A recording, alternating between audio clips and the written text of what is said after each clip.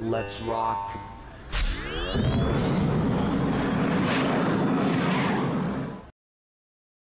We have a fantastic panel today. I did a little math, and once the stage is full, we're going to have over 120 industry years of experience on the stage simultaneously. Of course, make sure all your cell phones are quiet and hold any questions for the end. We will allow time for Q&A.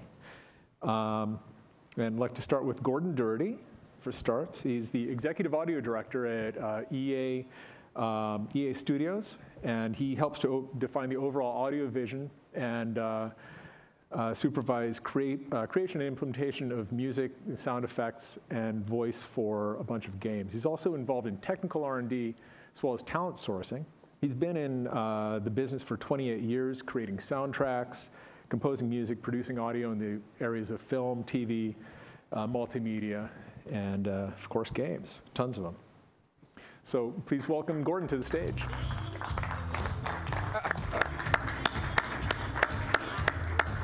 Me, Adam.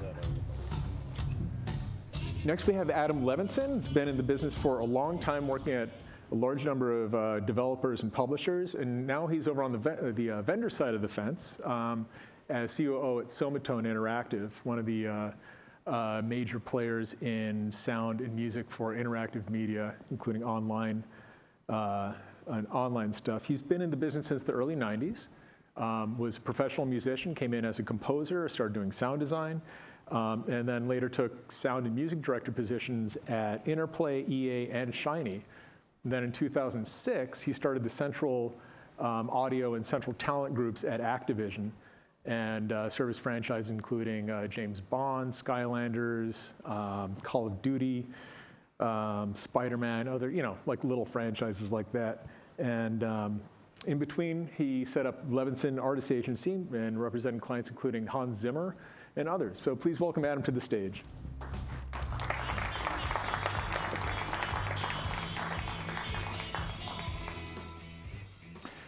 Next we have Marco, is the co-founder and business manager at 93 Steps Audio Production Studio outside of Venice, Italy. And he is a lifelong musician who's worked as a composer and a sound designer. And his current role is focused on business development and project budgeting, contracts, client relations, working with a number of different clients internationally in several different industries. So Marco, welcome.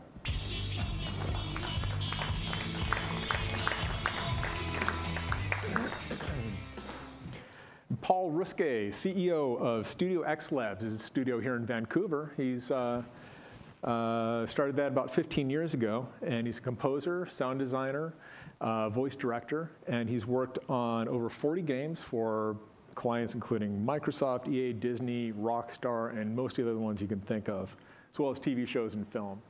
And before that, he spent 5 years as a composer at Radical, so he's been in business about 20 years. Paul, welcome.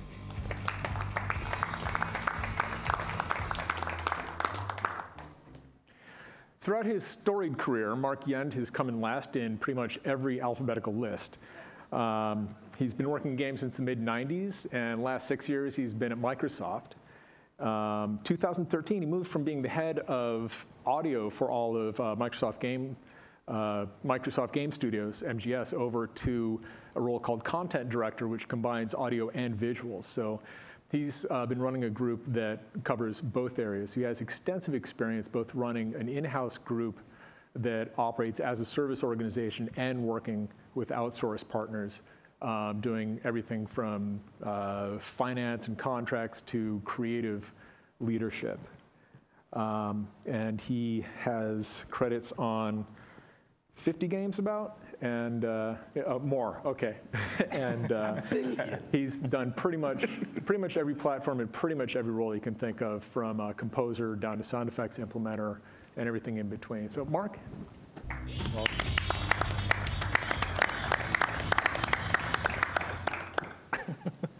Thank you. All right, thanks guys. So I'd like to kick off by looking at a core issue that has faced sound people in all visual media for decades. And if you've ever worked with a sound person in games, then they probably griped at you about this one. That boulder is most games around alpha. It's the knowing laugh from the panelists. I like it. Because basically, it's next to impossible to do final sound for a visual asset that moves until the thing stops moving. You've got to have visual lock. Animators and game designers don't like to lock things. And for good reason. You want to iterate. You want to keep making things perfect. But it does lead to a situation where in many, many projects, you wind up with just an absolute ton of work to do in the final weeks of the project, the last couple of months. So I was hoping to throw this maybe first to the in-house guys. What are some thoughts you have about ways to mitigate this? And is it inevitable? Or are there things that you guys are putting in place procedurally to sort of address this problem? I'll go first. Yeah, this is ongoing. What we try to do to mitigate this is we create milestones throughout the project to say that, okay, at certain key points, maybe 3 or 4 touch points before alpha, we'll do a full audio integration. So we'll just say art locks, wherever it is, engineering and so on. So we'll integrate audio, try to get a build out that at least shows where things are at, as well as we also try to keep production honest come alpha, where sometimes you start making the game at alpha. So we just try to make sure that there's milestones and checks and balances throughout so that you don't get that epic wall. It's inevitable to a certain degree, but we try to mitigate it over the course of production. Do you find that your projects tend to have the sorts of internal controls that you need to make it so that someone doesn't just randomly unlock something? Yeah, well, that will happen, but we do try to absolutely keep those checks and balances in place. And we also make sure that audio gets represented at different development pods so that there's as few surprises as possible. So, if there's something happening with mocap, we'll have an audio person there. If there's any game feature or area, as well as even pre-pro, we make sure that audio is sitting at the table. So basically, phasing and then keeping control over what's been locked and saying it's really locked. Mark, are there any? Yeah, I've had some crazy projects where picture lock just doesn't happen until the game goes to cert, so. Post-production, what does that mean? Right. So I try to educate EPs and producers in advance. How long does it take to do, cinematic post-production per minute, or for this 30-second scene, or for a talking head scene versus a combat scene? If people can, like Gordon said, put things in their schedule based on, experienced people making estimates, that's a first step. And also picture lock, picture lock, picture lock. Just, it's a mantra. You keep repeating it. And I think the more you repeat the phrase, the more other people will start to learn it as a talking point in their scheduling. Because you're really educating producers while they're trying to, work with outsourcing companies to make the cinematics. And Adam, going back to your client days, any sort of tips or tricks and controls you put in place? I know you were dealing with a lot of different personalities in your job. That's true. So 2 thoughts. I mean, on the client side, contractually, it's always nice to ask for, picture lock or animation lock. So we kind of make the nice, courteous request, please, lock animations before, expecting sound production. But on the other side, vendors need to be flexible. So something like music, for example, what frequently happens is, we all agree to temp in what we hope is basically final music stylistically, and then agree to do some conforming on the other side, to do the editing. So basically the music is there, it has the right feel, the timing is approximate, you can drop that in. It doesn't work so well with sound effects, but at least on the music side, and perhaps with some sound effects, you can already get them in there and at least have them working and presentable to executive producers who want to review the material. Well, certainly, one thing that we learned at Technicolor was it was really important to keep clean sessions for anything that you had built so that it was possible to go back and modify even if you really didn't have time to. You guys have anything to? Well, yeah, I mean, obviously if you're an outsourcer, it's all about forecasting and being proactive because in a lot of cases you're not going to be in production meetings, the day-to-day production meetings. So you really need to make sure that you know, the forecasting aspect of what's coming up, and you're making sure that you're on top of the schedule, as opposed to trying to chase what's happening. And yeah, there's also some things that the sound designers can do in advance, even from just a storyboard, or even just from the dialogue script of a scene. You can start pulling assets. You can say, oh, I'm going to need a body fall. I'm going to need a whoosh by. I'm going to need a Sherman tank. You start making your Pro Tools session or whatever, and you start pulling in all your source assets you think you'll need in advance, because you know it's going to come in super hot. So you can prepare for that. Yeah. I also found out how before actually starting production, preparing some documents, style documents, like offline mockups. So before actually starting to produce the sound effects to the soundtrack, starting to throw ideas to find, okay, I think this soundtrack, this style of soundtrack could be good. Okay, let's just decide before actually starting production, let's decide how it should sound. So what kind of style, genre, music, type of sound design could be done. Actually, I'm working a lot with sketches. We work a lot with sketches.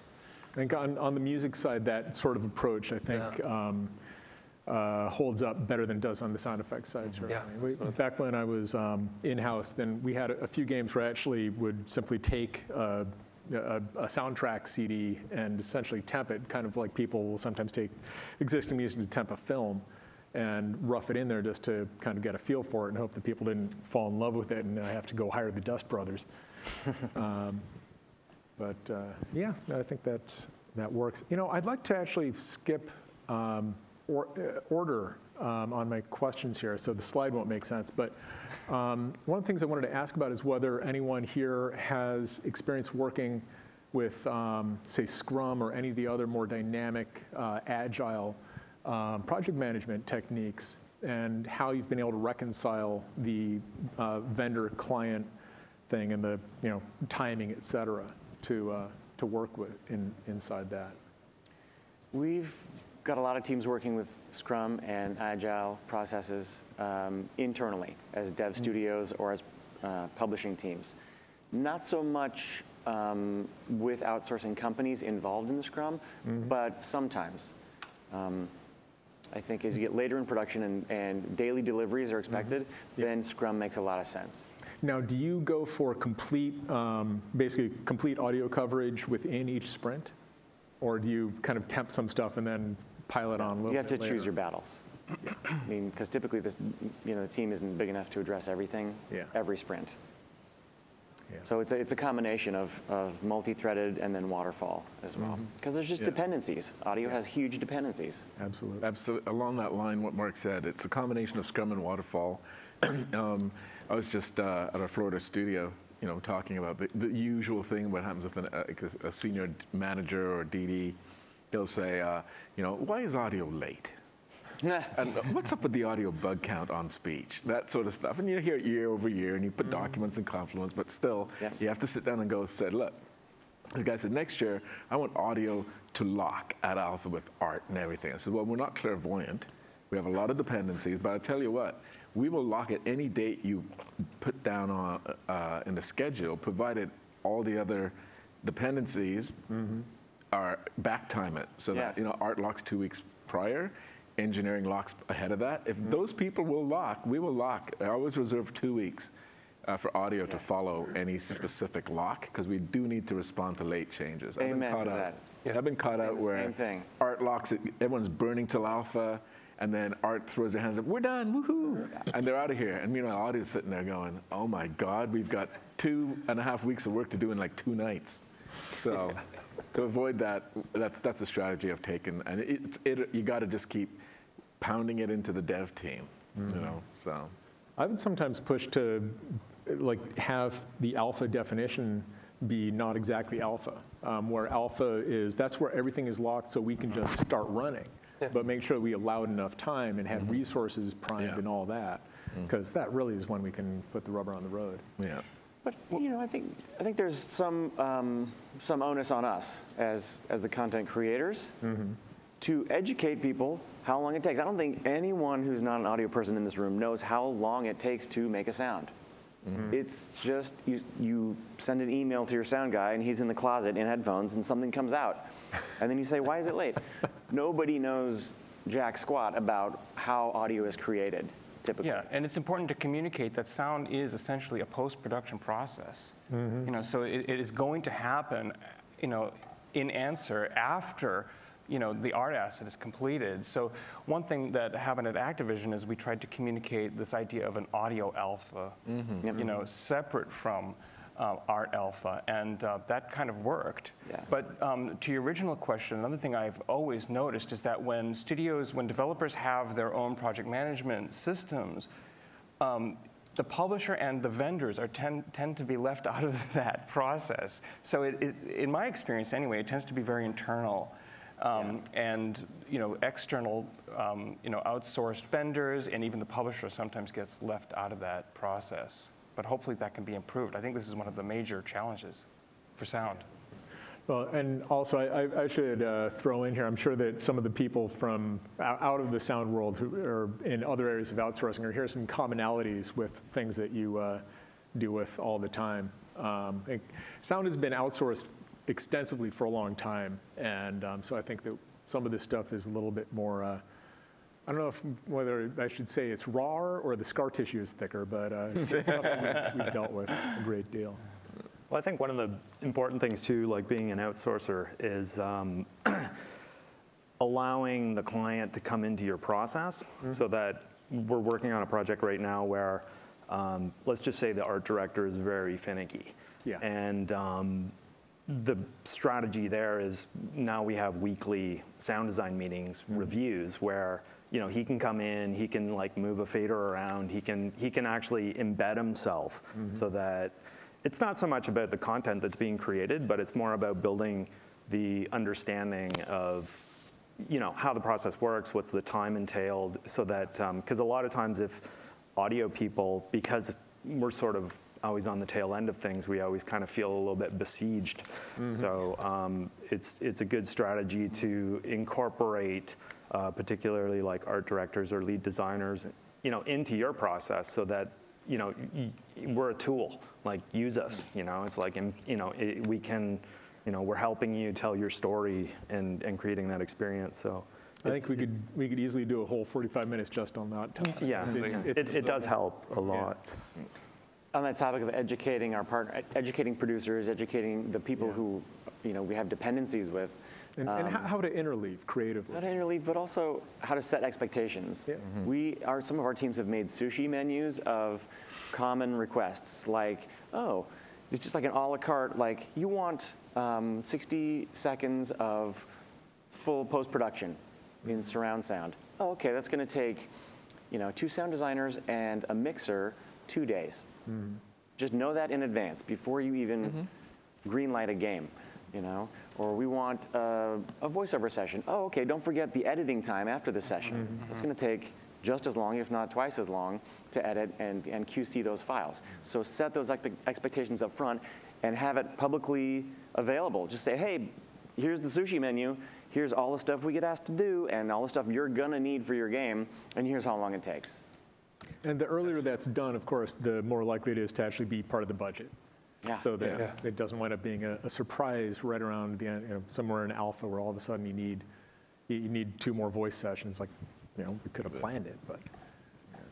So it's interesting along that line. Even though, you know, we are internal, the way we're structured in AudioWorks, which is the group within EA, is we are our own entity.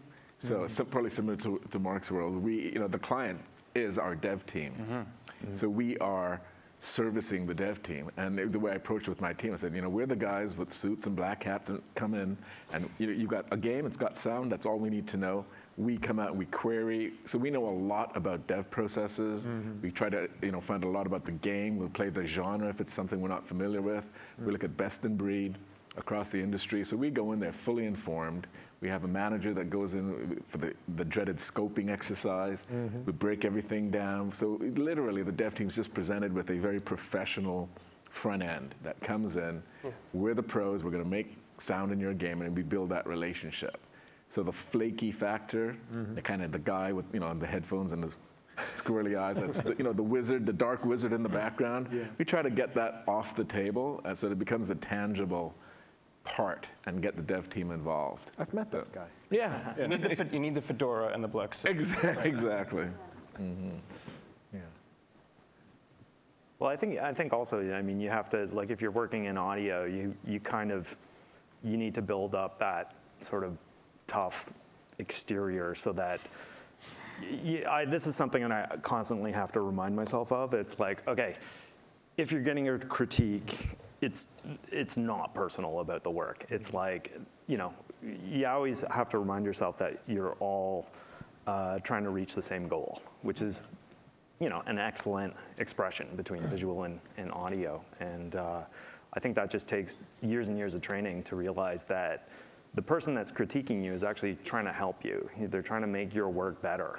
And that's in my mind now whenever there's like, adjustments that need to be done. It's like respect of audio people.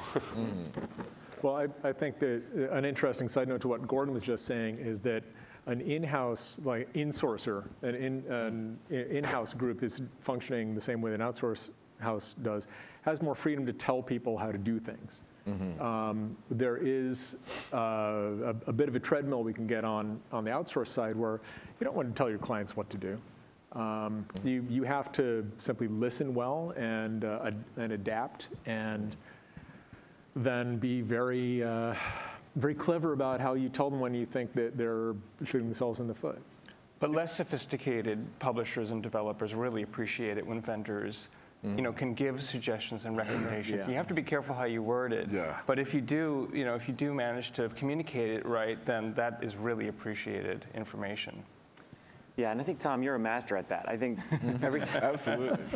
Honestly, you're very diplomatic, but also very just fact-based, Hey, do you want X, Y, and Z by this date? Yeah, I totally want that in my game.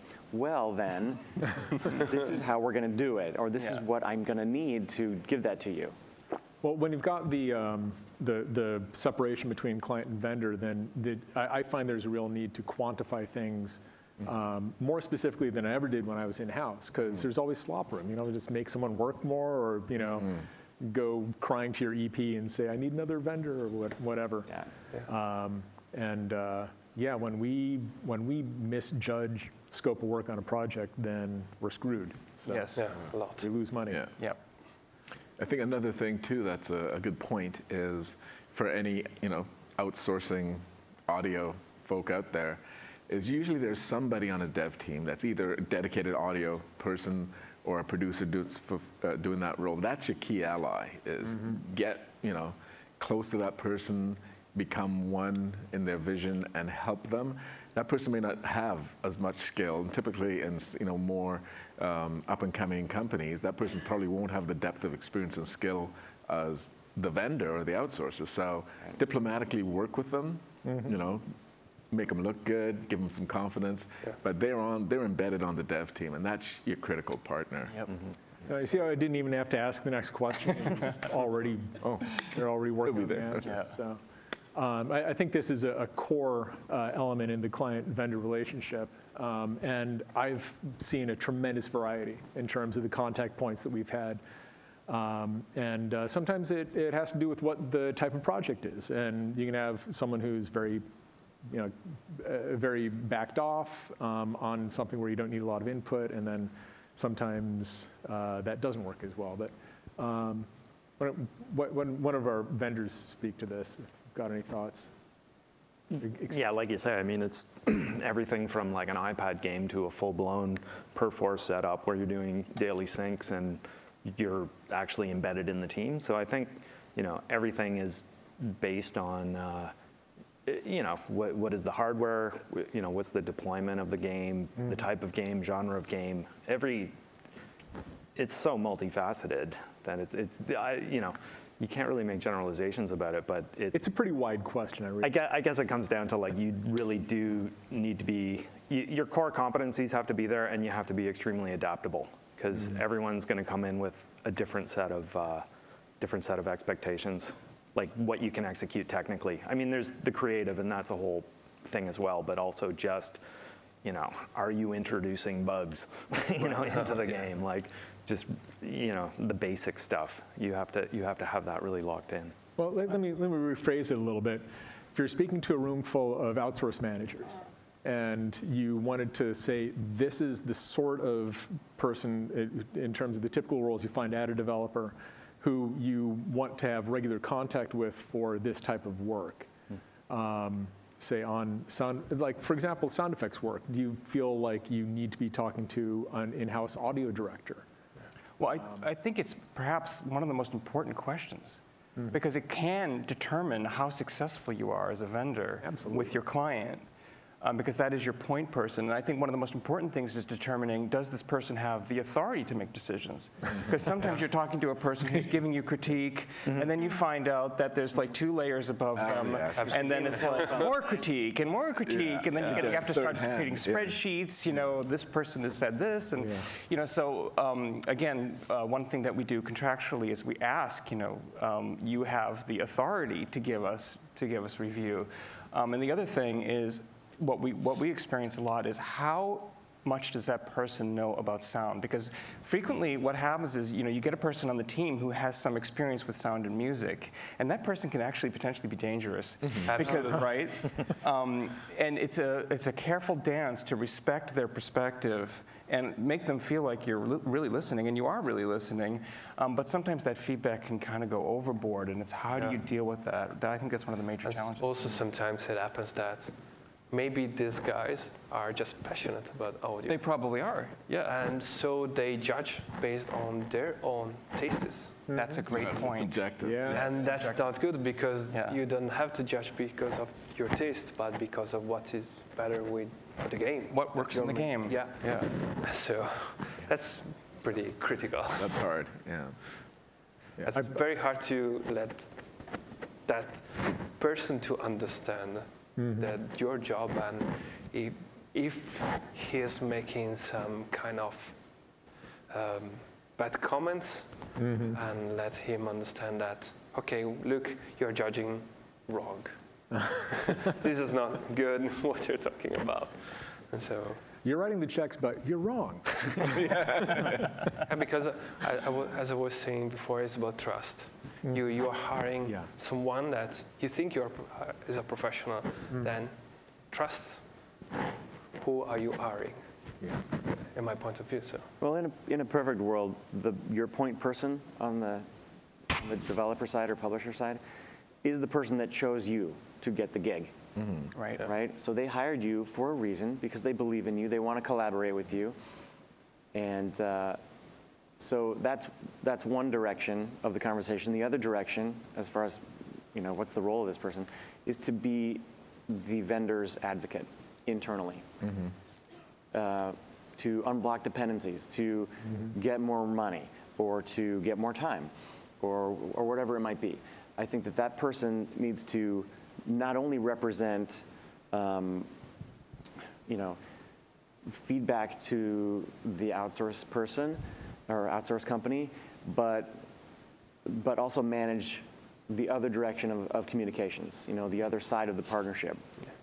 There is that aspect of, I guess it's just perception management and also expectation management.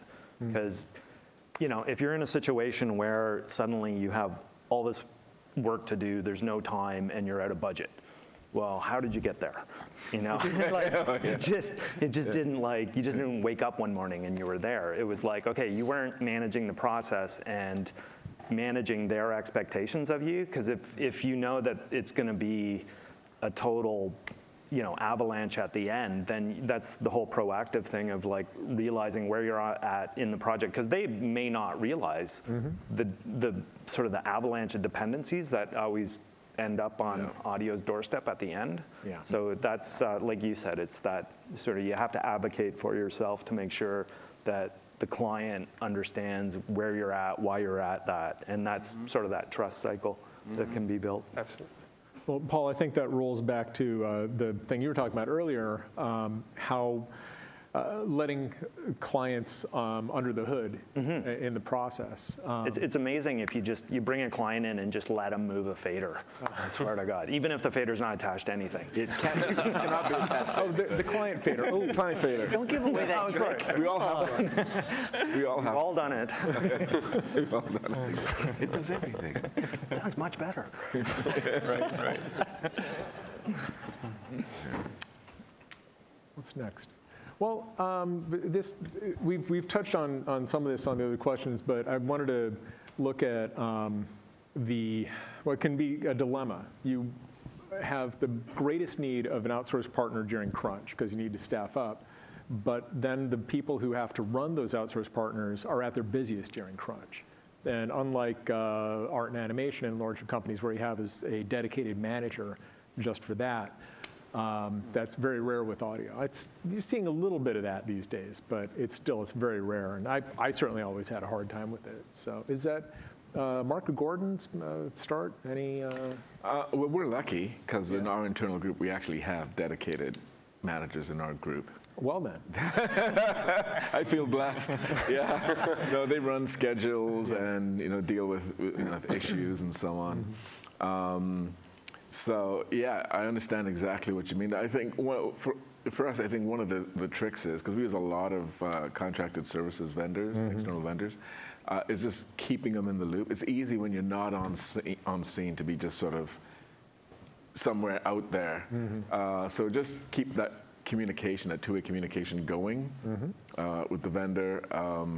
And as far as peak and busy times, it's inevitable. You just try to mitigate it as much as possible. But I think, as I said, we're lucky in our situation. If you're in a situation without a dedicated sort of manager looking at the external audio portion, you still have to get, I think, that critical partner on the dev team. And that has to be just part of their role, is to help maintain that. At Xbox, that partner on the dev team is usually an audio director. Yeah. But I think my most successful outsourcing experiences have been when there is a producer at the outsourcing company. Yes. And they're involved, even if they're just listening, they're involved in every conversation. Creative conversations, they'll keep track of the schedule. There's usually, best cases for me, there have been a creative and quality leader, and then there was kind of a producer. Yeah. To make sure that they were coming in on budget, so the company leader or creative leader wasn't distracted by that, and a schedule person to really drive that. Because what I usually get back is early warning signs when things are off the rails, or if I'm slow to give feedback, or if I'm not giving enough creative direction. That comes really early when there's a producer involved. And also, I've found that some outsourcing companies over-deliver back to me if they have that team set up. And that's really refreshing. I agree with that completely. Ultimately, I think our goal is to make things easy for you guys. And when you're in crunch mode, you're dealing with so many different moving parts. So the more we can provide in terms of production assistance, the better. Handling our schedules and giving you guys the confidence that and the accountability that we're on track. So I think that's a critical goal for vendors like us. So it seems what we're saying is on the client side, having a dedicated audio producer so that the people who are creating content and tweaking and fixing bugs don't necessarily get burdened with that. Then on the client side, what Adam was saying, and what you guys were both saying about having production staff on the vendor side so they can offload some of that burden. It's helpful. Yeah. It's really helpful. And some people do it really well, and some people actually hide it from me, and I don't mind that either, as long as shit's getting done. I mean, I've hired composers for their raw talent before, and I know that there's someone in the sidecar managing their schedule, or printing the sheet music, or or whatever it is, or subcontracting. There should be. Yeah, and that's great. But my conversations are with the composer directly, and they're lively and inspired and creative, and that's great, and that's all I see, and that's fine. I've also seen it successful the other way, where I'm talking about money with, with production people at the vendor and the creative people at the vendor, their partners. It's fine. Yeah. So however it works, but that role has to be filled, and if that role has focus, then the other side, the creative side, can also have focus, and then the quality is way better. And ideally, there should be a business person for you guys as well to reach out to talk about the money stuff. I mean, you don't really want to be talking to the creative about that. And I think it's important to have for the successful relationship to keep those things separated. It can help. It can help. Yeah, and with internal politics, especially a larger group, at a vendor, I think it can be good to keep those roles separate, because when a sound designer is too aware of the commercial aspects of what he's working on, then they can sometimes sort of govern like how much work he's going to put into it, or that little.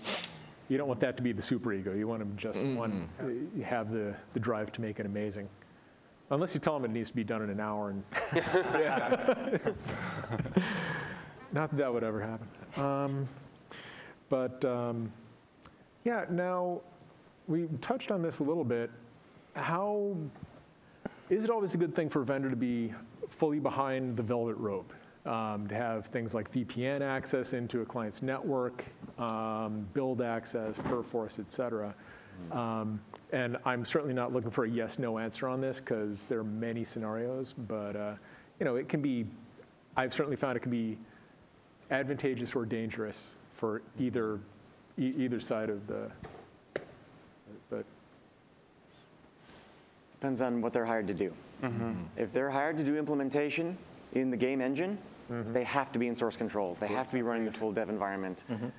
They have to run, builds on the target platform, all that stuff.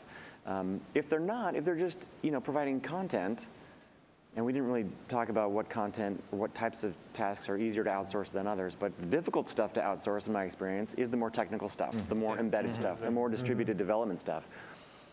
And so, if you're just giving creative assets to your client, you don't need to have VPN. You don't need to have source control. I think an FTP and a good feedback loop is great.